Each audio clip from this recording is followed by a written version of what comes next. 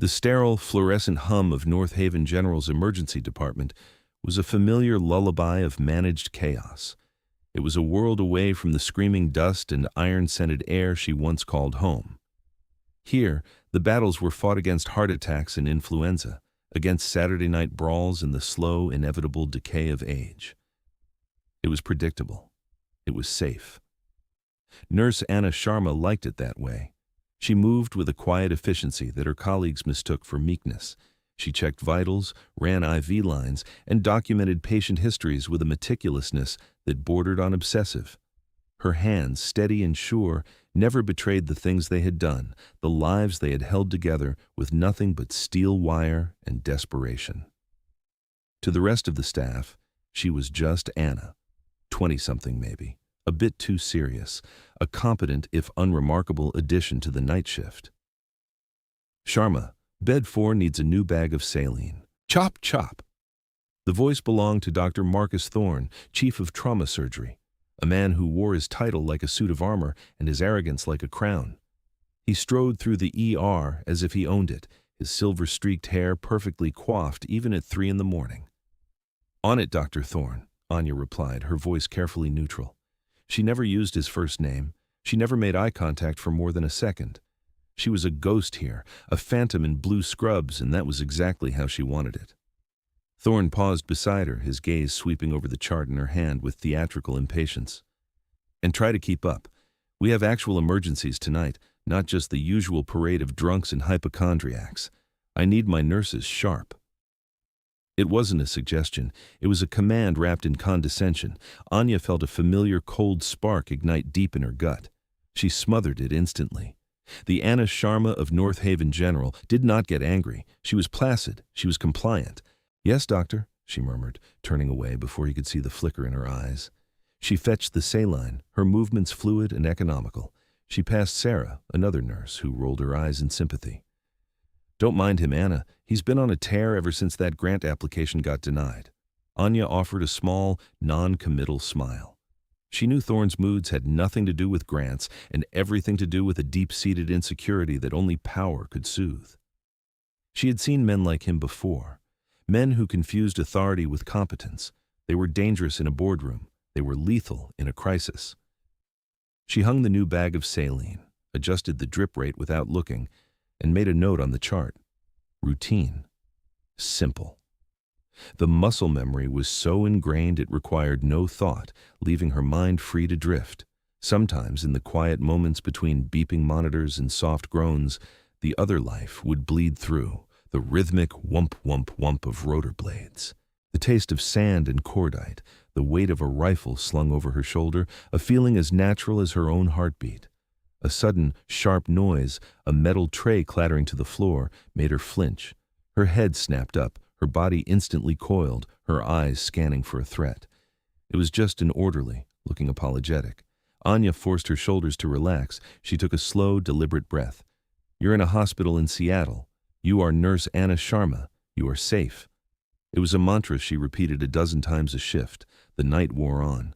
A broken arm from a skateboarding accident, a case of food poisoning from a bad oyster, a child with a high fever. Thorne handled a minor stabbing with his usual dramatic flair, barking orders and preening for the junior residents who watched him with a mixture of fear and admiration. Anya watched him work, her expression placid. She saw the tiny, wasted movements, the hesitation before a decision, the slight tremor in his hand as he sutured, masked by a boastful running commentary on his own technique. He was a decent surgeon, a textbook surgeon. He knew the protocols, the established procedures for every imaginable civilian injury. He would be utterly useless in a sandstorm with 3 critical casualties and a dwindling supply of morphine. The thought was uncharitable. She pushed it away. It was just before dawn when the world tilted on its axis. It didn't start with a siren. That was the first thing that felt wrong. There was a low, powerful thrumming that vibrated through the building's foundation, a sound that bypassed the ears and went straight to the bones. It was a sound Anya knew intimately. A Black Hawk helicopter. The ER doors burst open, but it wasn't paramedics who came through. It was 2 men in identical, ill-fitting black suits. Their faces were grim, their eyes scanning everything and seeing nothing. They moved with a stiff, unnatural purpose. "Clear a trauma bay," the first one said, his voice flat and devoid of emotion. "Now." Thorne, who had been enjoying a coffee, bristled at the command. "Who the hell are you? This is a hospital emergency room. You call ahead. You follow procedure." The second suit ignored him, speaking into a wrist communicator. "We're inside, prep for transfer." Anya felt that cold spark again, but this time it didn't fade. It grew, a tiny, sharp point of ice in her chest. She knew these men, not personally, but she knew the type: spooks, agency men, the kind of people who appeared when things had gone catastrophically wrong in places that didn't officially exist. The doors opened again. This time, 4 more men, these in tactical gear, wheeled in a gurney. On it lay a man. He was a mountain of muscle, even in stillness. His face was a mask of blood and dirt, his body covered in a tattered, scorched uniform that bore no insignia. Wires and tubes snaked from his body, connected to a small military-grade field monitor that beeped a frantic, unstable rhythm. He had no ID, no records, no name, a John Doe. But Anya knew what he was: the build, the bearing, the specific pattern of the scorch marks on his gear. He was a SEAL, Tier 1. "Get him to Trauma 1, Thorne snapped, his irritation finally giving way to the urgency of the situation. "Someone get me vitals. What are his injuries?" The first suit stepped in front of him, blocking his path. "We have no information to give you. Your job is to keep him alive. That's all you need to know."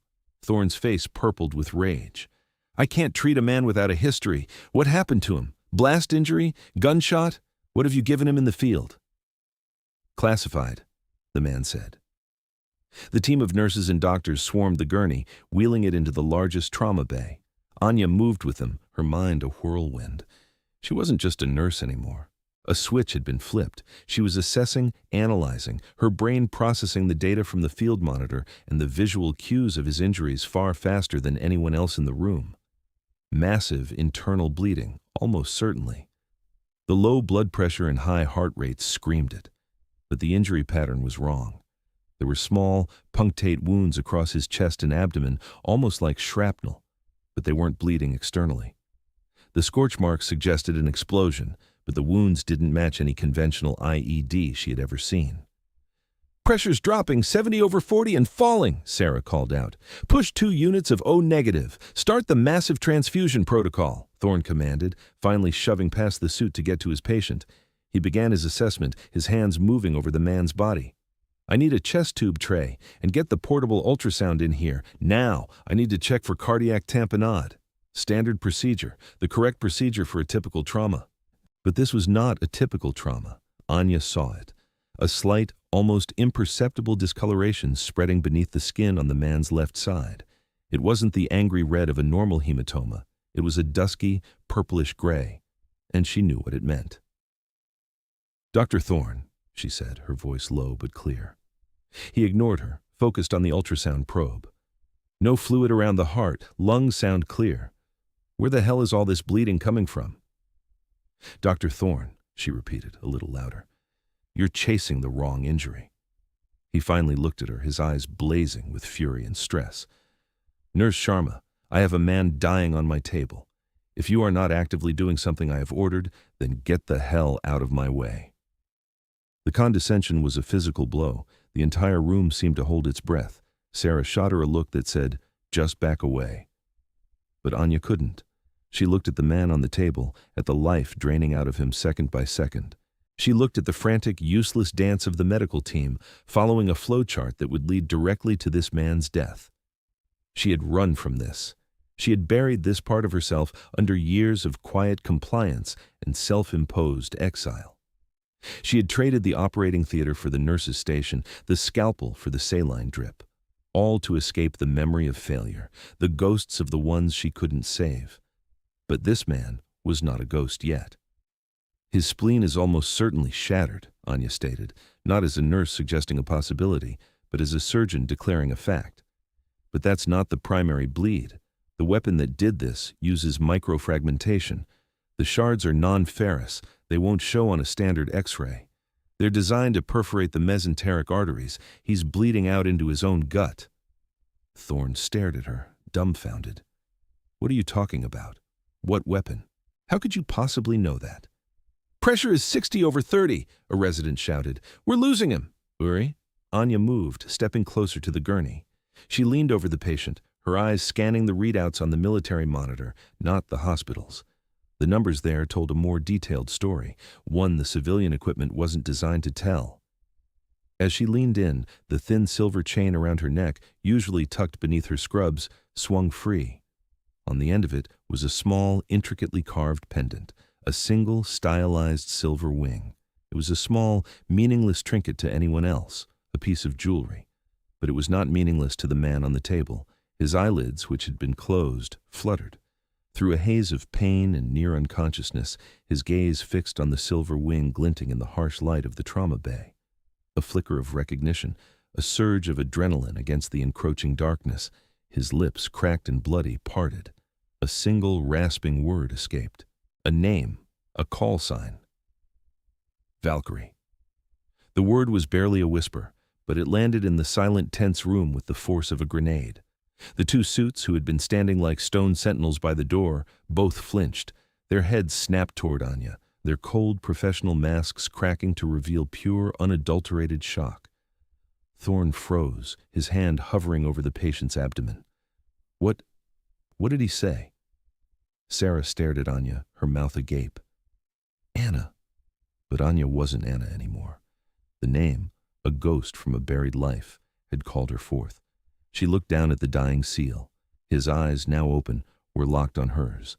They held no confusion, only a desperate, absolute certainty, a trust that transcended rank and hospital protocol and the very fabric of her carefully constructed new life. He knew her, and he knew she was the only person on earth who could save him.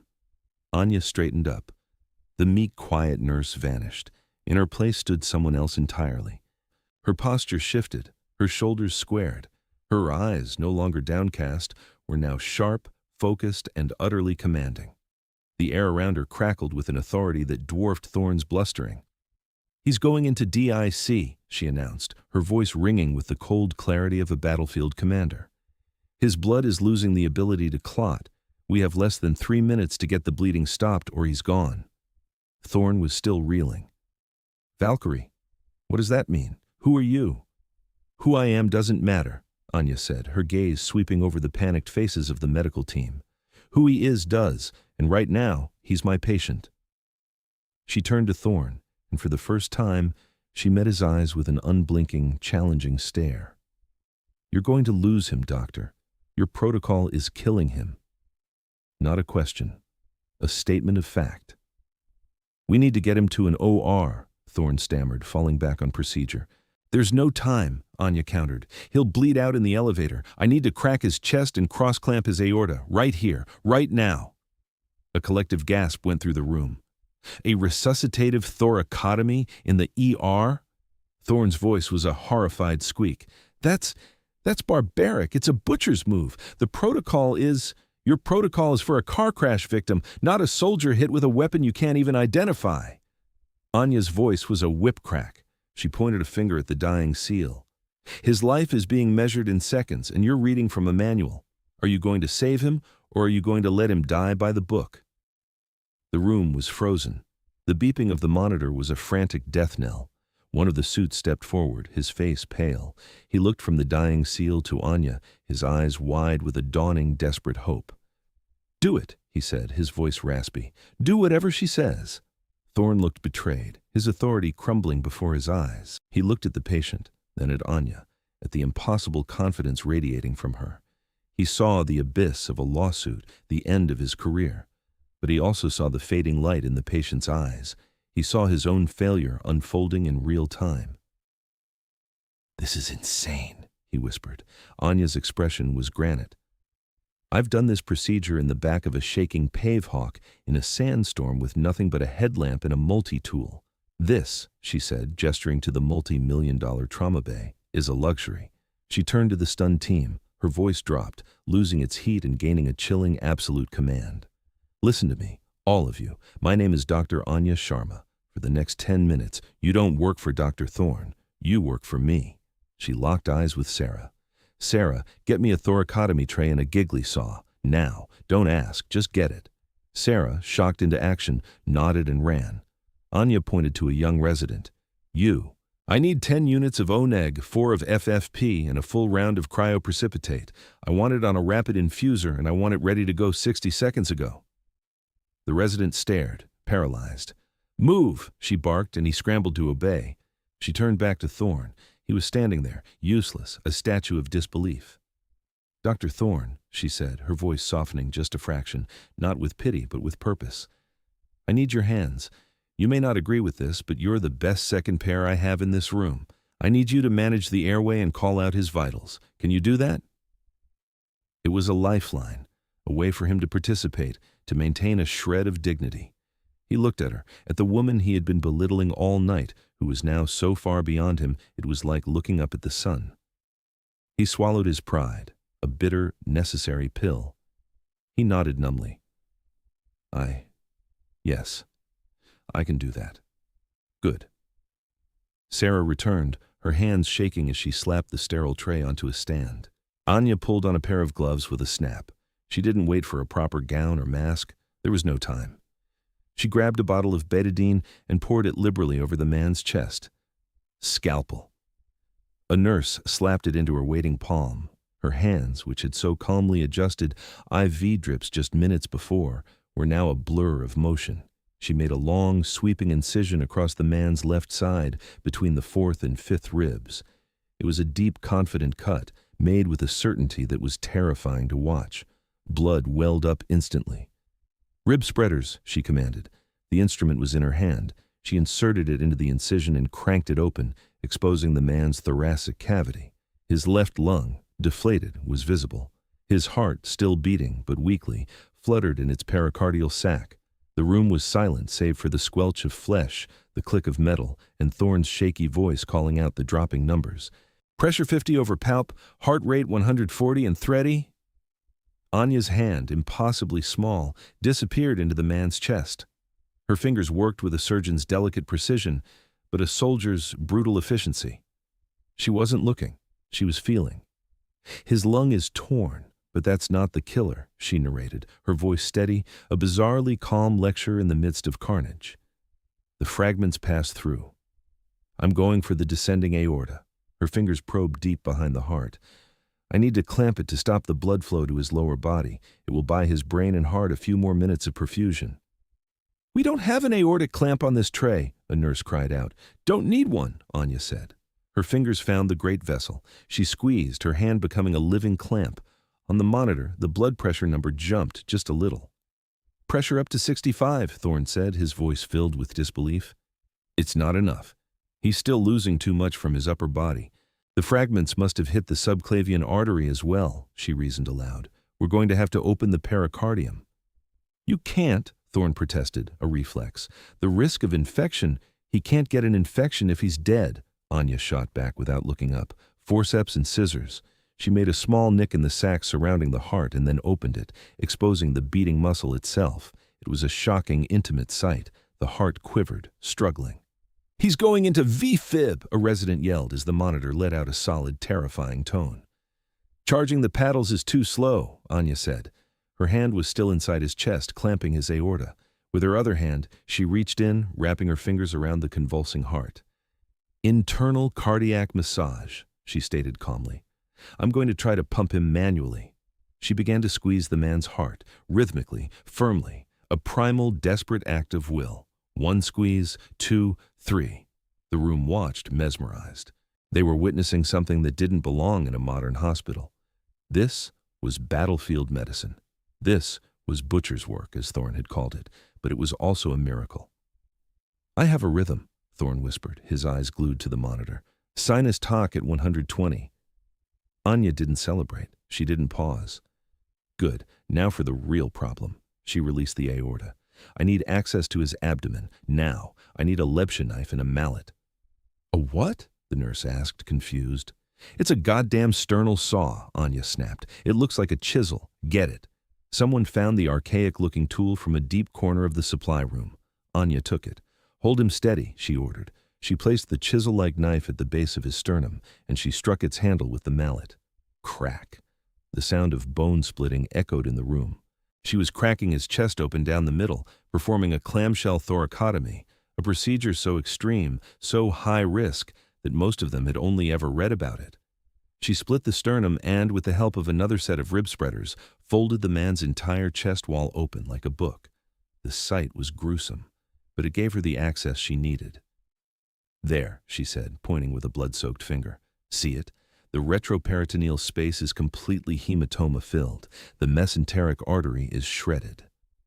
She worked for the next 5 minutes in a blur of motion, clamping, suturing, and bypassing the destroyed vessels with a speed and precision that defied belief. She was not just a surgeon. She was an artist, and blood and tissue were her medium. She was rebuilding him from the inside out, her hands moving with a knowledge that was almost instinctual. Finally, she released the last clamp. She watched the repaired tissue. No new bleeding. She looked up at the monitor. Blood pressure 90/60, Thorne announced, his voice trembling with awe. Heart rate stable at 95. Sats are 98% on the vent. Stable. Anya took a slow, deep breath. Her shoulders sagged just for a second. The adrenaline began to recede, leaving a profound, bone-deep weariness in its wake. She looked down at her hands, at the man's open chest, at the heart beating steadily within. She had done it. The room was utterly silent. The frantic energy was gone, replaced by a stunned, reverent quiet. The entire medical team, residents, nurses, even the suits by the door, stared at her. They weren't looking at a nurse, they were looking at a savior. Anya stepped back from the table. He's stable, for now. He needs the OR for a full washout enclosure, and he'll need dialysis for the next week to deal with the rhabdomyolysis from the aortic clamp time. But he'll live. She began to pull off her bloody gloves, her movements slow and deliberate. Dr. Thorne walked over to her. He stood before her, not as a superior, but as a student. The arrogance was gone from his face, replaced by a look of profound humility. He started, then stopped, searching for words. I have been a surgeon for 25 years. I've been the chief of trauma here for 10. I thought I had seen everything. I was wrong. He looked her directly in the eye. I was arrogant, I was dismissive, and I was wrong. I would have killed that man. You did something I didn't think was possible. Whoever you are, Dr. Sharma, thank you. And I am sorry. The apology hung in the air, sincere and absolute. It was the end of one conflict and the beginning of a dozen more. Anya simply nodded. She was too tired to give it the weight it deserved. She turned to leave the trauma bay, to go scrub the blood and the memories off her hands. But the lead suit stepped into her path. He was no longer looking at her with shock, but with something else. Reverence. Valkyrie, he said, the name now a title of respect. It's an honor. We thought you were dead. Anya's blood ran cold. Who are you? My name is Agent Coulson. I'm with the agency. He gestured vaguely, a term that could mean anything.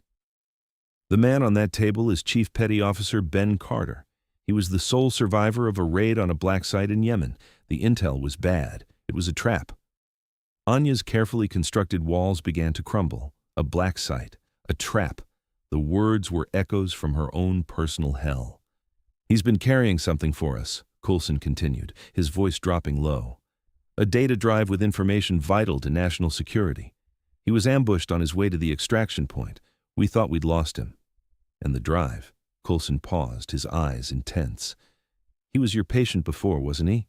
In Afghanistan? Anya didn't answer. She just stared at him, her mind reeling. She hadn't seen Carter's face clearly. But the name, Ben Carter, a young SEAL, part of a joint task force. She had worked on him. A blast injury, but different. A mission that had gone sideways. Operation Nightfall, the worst night of her life. We need to talk, Dr. Sharma, Coulson said, somewhere private. Later, in a sterile conference room that felt more like an interrogation cell, the story began to unravel. Carter was resting in the ICU under the constant watchful eye of Dr. Thorne himself, who now treated his patient like a holy relic. Coulson sat across from Anya. The other suit stood by the door. We know who you are, Coulson began, or who you were. Major Anya Sharma, lead surgeon for a JSOC Special Projects Unit, recipient of the Distinguished Service Cross, 2 Silver Stars, and a commendation for valor that's so classified, most of the Joint Chiefs don't know it exists. Your call sign was Valkyrie, because you were the one who decided who lived and who died on the battlefield. Your record was legendary. And then, 3 years ago, you vanished. Anya remained silent, her hands clasped tightly in her lap. There was a hearing, Coulson continued. Closed session, Operation Nightfall, a catastrophic failure. 17 operators lost. You were the lead medical officer on site. The official report filed by your commanding officer, Colonel Vance, cited a breakdown in medical triage protocol. It said you panicked, that your failure to perform led to at least 4 deaths that could have been prevented. Anya flinched, the words hitting her like physical blows. That was the story she had been running from, the official, damnable narrative that had become her truth. They offered you a discharge in lieu of a court-martial, Coulson said softly. You took it and disappeared. We assumed you were dead, or living in a bottle somewhere. We never expected to find you working as a nurse in Seattle. Anya finally looked up, her eyes burning with a cold fire. I didn't panic. We know, Coulson said. That simple statement knocked the air from her lungs. Chief Carter woke up for a few minutes in the ICU, Coulson explained. He asked for you. He told us what happened during nightfall. He was there. He saw it. Anya's heart hammered against her ribs. He said the intel was a setup from the start. They were sent in to be wiped out. He said the casualty numbers were overwhelming, but you were a machine, moving from man to man, performing miracles. He said you didn't lose 4 men. You saved 13 who should have been dead. Tears pricked at Anya's eyes. She fought them back. And the Ranger, she whispered, the name of her greatest failure, her most persistent ghost. The one they said I let die on the table? Coulson's face was grim. Carter said he was stable when they came for him. They? Anya asked, confused. Not our guys. Another team. Black uniforms, no flags. They came into your MASH tent and took him. They told you he had died and that they were taking the body. Carter saw them. He said the Ranger was alive when they put him on their chopper. The world tilted again. The guilt she had carried for 3 years, a crushing weight that had defined her every waking moment, suddenly felt hollow. It wasn't a failure. It was a lie. A cover-up. Why? Anya breathed. Why would they do that? Why would Vance lie? That's what the data drive Carter was carrying is all about, Coulson said. It contains proof of an unsanctioned program run by a faction within the intelligence community, a program called Chimera. They use black ops to acquire assets, both technological and human. The Ranger you lost was a specialist in cyber warfare. They didn't want him to die. They wanted to recruit him by force. Operation Nightfall was a convenient way to make him disappear. Anya felt sick. The men she had mourned, the failure she had internalized, it was all just collateral damage for a kidnapping. And the man in charge of Chimera? She asked, already knowing the answer. The same man who wrote your career's obituary, Coulson confirmed. Director Robert Vance. He's no longer a colonel. He runs his own little kingdom now. The puzzle pieces slammed into place, the strange weapon that hit Carter. It was from Chimera, a prototype. They weren't trying to kill him. They were trying to stop him, to retrieve the drive. They had sent their own people after him. The fingerprints from the surgery, Coulson said, his face grave. Your fingerprints are now in the national database, cross-referenced with your military records. It's only a matter of time. He knows I'm here, Anya stated. He knows Valkyrie is back from the dead, Coulson corrected. And he knows you're the only person who can connect him directly to what happened to Carter and, by extension, to Operation Nightfall. He can't afford to have you talking. Anya stood up and walked to the window, looking out at the pre-dawn glow over the city. For 3 years she had been hiding from a ghost, her own failure. Now she realized she had been hiding from the wrong thing. The threat wasn't in her past. It was coming for her. What would you have done in Dr. Sharma's position? Would you keep running, or would you stay and fight for the truth? Share your thoughts in the comments. The choice seemed stark. Run again, disappear more completely this time. Or stay. Stay and fight. The old Anya, the soldier, would have fought without hesitation. The new Anna, the nurse, would have run without a second thought. She was caught somewhere in between. "He's not going to come in here with guns blazing," Anya said, thinking aloud. "That's not his style. It's too messy. He'll come himself. He'll try to control the situation. He'll try to control me." "Our orders are to protect you and extract you to a secure location," Coulson said. Anya turned from the window. "No." Coulson looked surprised. "Dr. Sharma, you don't understand. Vance is one of the most powerful men in Washington. He has a private army at his disposal. And I am in a hospital full of innocent people," Anya countered. "And my patient, our patient, is in the ICU, too weak to be moved. I'm not running. I'm not turning this hospital into a war zone. If Vance is coming, he'll come here. And I'll be waiting for him." There was a new steel in her voice. The weariness was gone, replaced by a cold, hard resolve. She wasn't just a doctor anymore. She wasn't just a soldier. She was both. And she was done hiding. The day passed in a blur of controlled tension. The hospital administration was in an uproar, fed a sanitized story by Coulson about a visiting dignitary and a security threat. The ER staff who had witnessed the events of the morning were debriefed and told to sign non-disclosure agreements, their awe mixed with a healthy dose of fear. Anya didn't go home.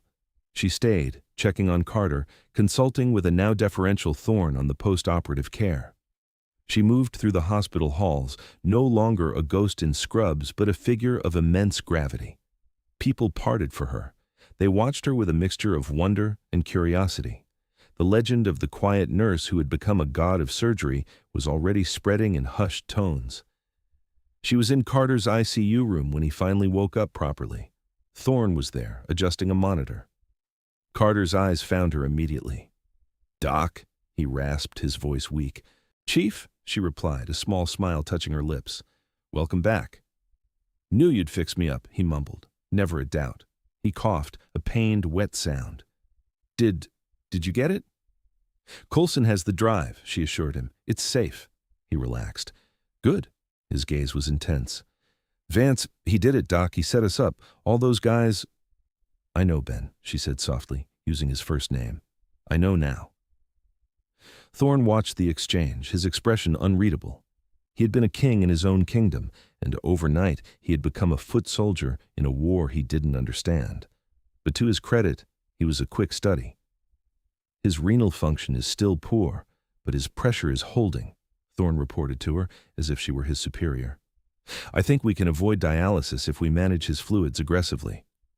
"Agreed," Anya said, reviewing the chart. "Keep him on a strict I and O, and let's start him on a low dose of pressors to maintain renal perfusion." First, it was a seamless collaboration. The arrogant chief and the ghost surgeon, now allies. The confrontation came that evening. Anya was in the on-call room, staring at her reflection in the darkened window when Coulson appeared at the door. "He's here," he said simply. Anya nodded. "Just him?" "Just him and a driver. He's requested to speak with you. Alone." "Then let him." "Dr. Sharma, that's not a good idea." "It's the only idea," she said, turning to face him. "He thinks he can intimidate me. He thinks he can manipulate me with the past. But he doesn't know that I know the truth. That's my advantage. Let me use it." The meeting took place in the hospital's boardroom. A large mahogany table, leather chairs. A parody of civility.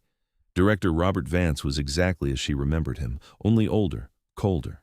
His uniform was gone, replaced by a flawlessly tailored suit that probably cost more than her car.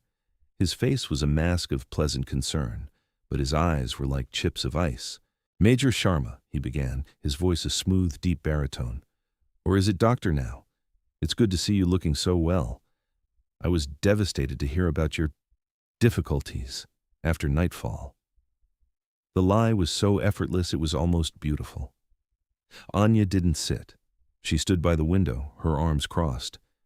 "Cut the crap, Vance." His smile didn't falter. "Always so direct. I admired that about you. It's a shame what happened. A tragic loss of talent. You were the finest combat surgeon I ever saw. To have it end because of one moment of panic—" "There was no panic," Anya said, her voice quiet but carrying the weight of absolute truth. "There was a betrayal. And a cover-up." Vance's mask flickered for a nanosecond. I don't know what you're talking about.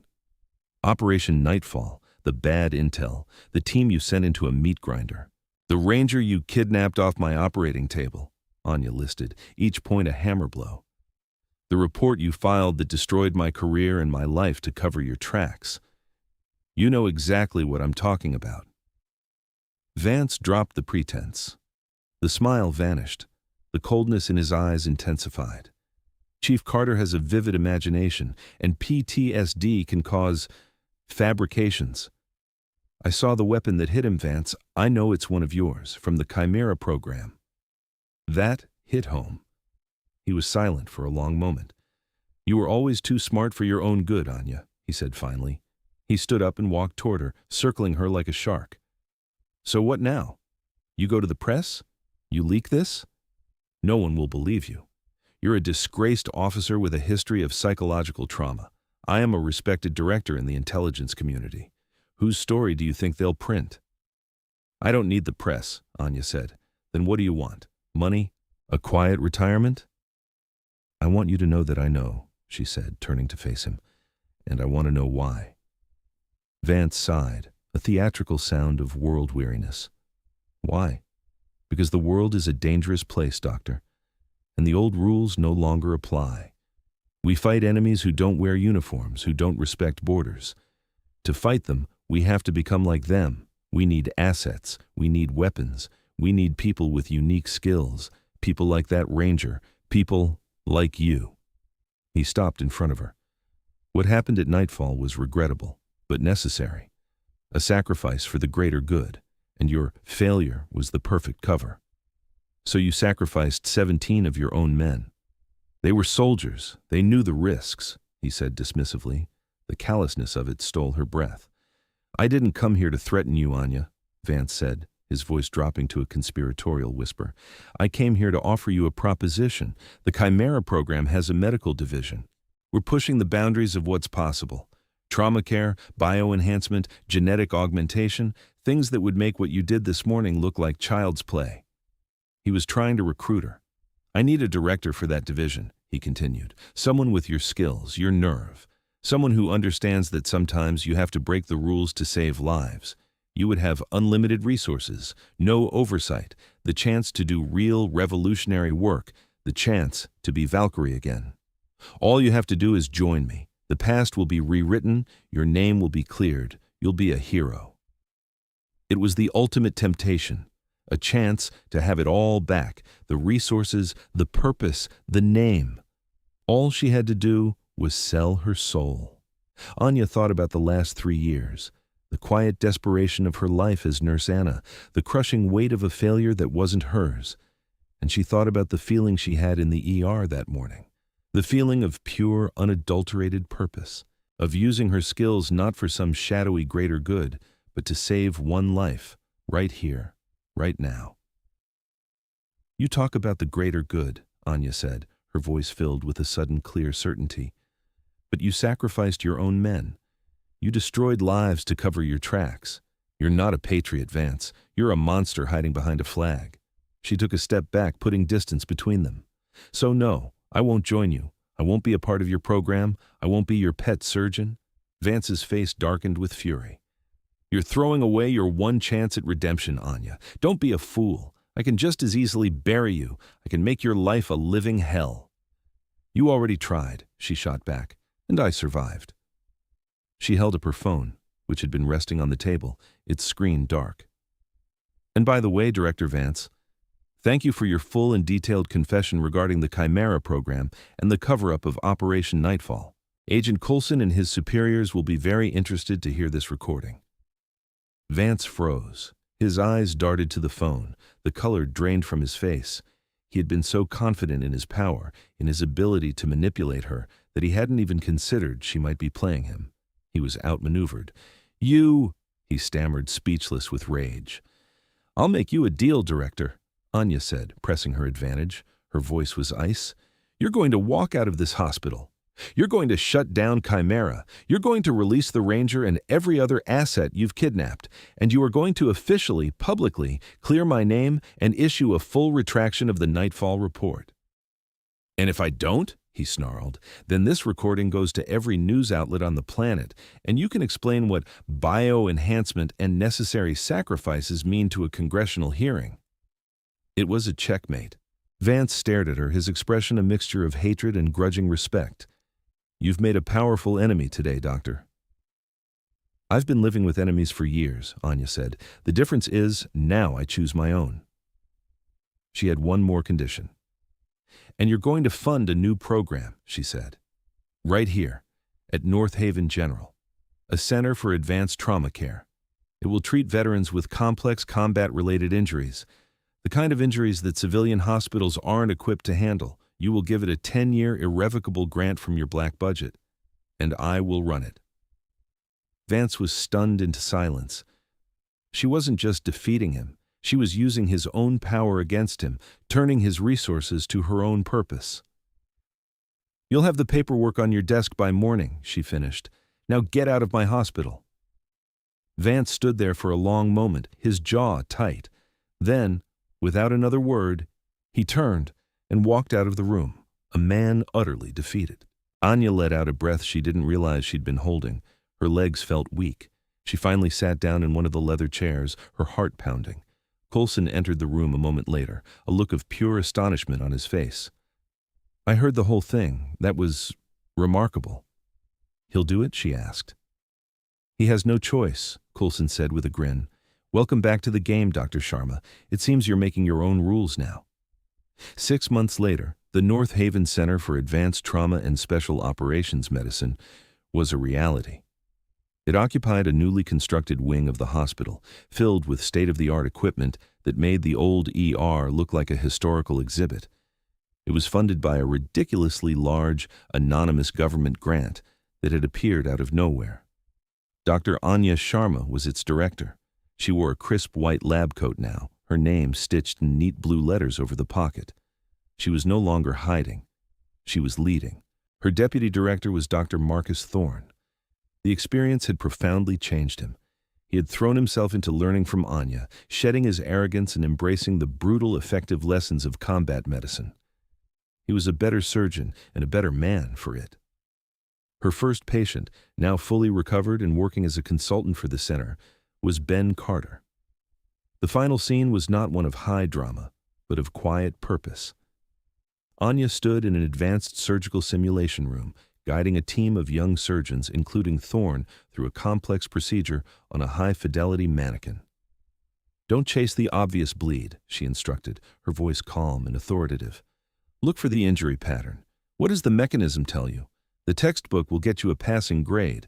Thinking outside of it will save your patient. Thorne nodded, watching her with open admiration. You heard the director. Let's think like she does. Anya watched them work, a sense of profound peace settling over her. The ghosts were still there. They would always be there. But they were no longer haunting her. They were a part of her, a reminder of the cost, a testament to the lives she had touched. She was not Nurse Anna, the timid phantom. She was not Major Sharma, the broken soldier. She was not even Valkyrie, the battlefield legend. I am Dr. Anya Sharma. The thought came, not as a mantra of survival, but as a simple, powerful truth. I am a surgeon. I am a leader. I am a healer. I am no longer hiding from my past, but building a future on it. I'm not a ghost anymore. I'm whole, and I'm exactly where I need to be.